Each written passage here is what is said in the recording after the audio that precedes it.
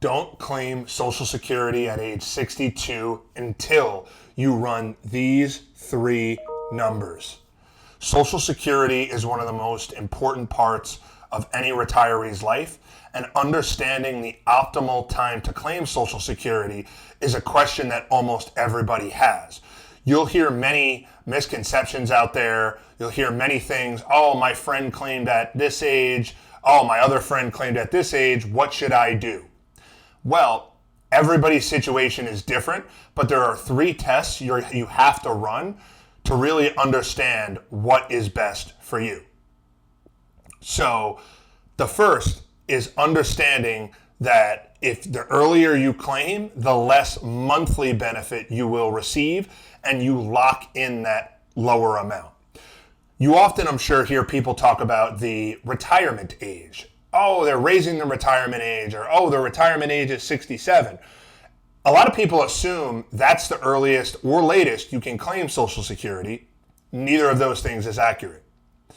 The full retirement age is age 67. That is the baseline for all other benefits. That's not the maximum age for benefits. Nope, that's age 70. Nor is it the earliest you can claim Social Security. That is age 62. However, the earlier you claim prior to 67, you get a lower monthly benefit. So, at the end, when you get that lower monthly benefit, you lock in that lower amount for life. Just want to ask everybody, if you enjoy these types of videos, you enjoy these topics, make sure to like and subscribe down below. Really helps the channel, and it really allows me to continue to do these educational videos for you all. You get an inflation adjustment each year that's based on whatever the consumer price index is for that year, but you never attain whatever that benefit was at 67. So you really need to understand, okay, well, I'm getting this lower benefit. Is this going to make sense for me? What you also need to understand about claiming earlier is, are you still working? What does your work situation look like? So it may not make sense for you to claim Social Security at age 62 while you are still working.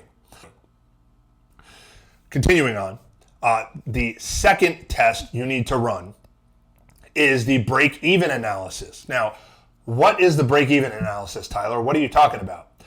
Well, the earlier you claim Social Security, you do get a lower monthly amount.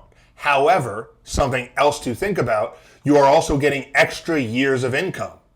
So let's turn this around. Let's say instead of claiming at 62, I choose to claim at 70. Now, at age 70, I would get a higher monthly amount, but here's the context for you. I also did not receive those 8 years of income that I would have received if I claimed Social Security at 62. So while, yes, you are getting a higher monthly amount if you wait until 70, you will have also not received 8 years worth of income. So what we do is we run a break-even analysis test to understand, okay, well, if I claim at really any age, but if I claim at 70 as opposed to 62 or 65, what age do I need to live until for that decision to be profitable? Meaning, we look at the total dollar amounts received over your lifetime.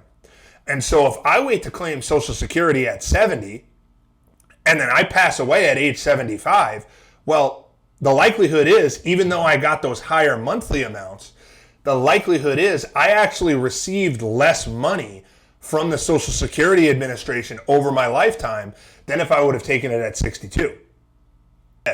So that's not necessarily a primary reason for making the decision alone, but it's something you really have to understand. So if you have a life expectancy in your family that is relatively short, and you say, hey, everyone in my family's passed away at age 73, or if you have significant medical conditions, then it may not make sense to put it off, because you want to make sure you're getting as many years of Social Security income as possible. The third test you're going to want to run, and this a lot of the times involves significant planning as well, is the survivorship test. Something a lot of people don't understand is that when one spouse passes away, the other spouse has the option to take their Social Security. You wouldn't keep your own, though. So let's say we have two spouses, spouse A and spouse B. Spouse A is receiving $3,500 a month in Social Security. Spouse B is receiving $1,000 a month in Social Security. It's a pretty big difference, right? Well, when spouse A passes away, spouse B would drop their own Social Security, so they're not going to get that $1,000 a month anymore, but they're going to go ahead and claim that $3,500 a month. So the rule of thumb is you keep the higher Social Security amount. However, in planning, we want to make sure that there's always going to be that higher amount. So oftentimes, if there's, two people and they're both roughly getting the same amount, one planning strategy you may want to utilize is one person claims a little bit earlier, and then the other person waits until, maybe the older spouse, if they're not the same age, waits until they're 67, so that you're getting that higher amount from survivorship. But that obviously only applies to married couples. One of the complaints I've gotten about Social Security at my events and just from clients is that single filers don't get some of these extra benefits, such as that. And that part is true.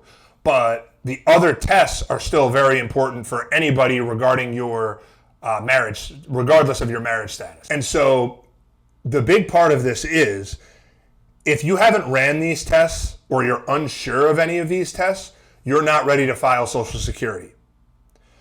Before you file Social Security, you need to understand all of these things, and you need to make sure that you're getting the best bang for your buck, so to speak. You need to make sure that the way you're claiming and the strategy you're claiming is going to be the best strategy for you and your family to ensure you a long and happy retirement. And so what we've done, once again, if you like this video, make sure to like and subscribe. We've also got a link down below in the pinned comment for a Social Security test. You just go in there, fill in your stuff, and it'll give you all of that. It'll give you a break-even analysis. It'll give you potential Social Security tax information, all that fun stuff. We've also got a link down below for if anybody would like to, Q&A, ask any questions with us. We've got a Zoom link down below for that as well. So thank you for listening. Have a great rest of your day.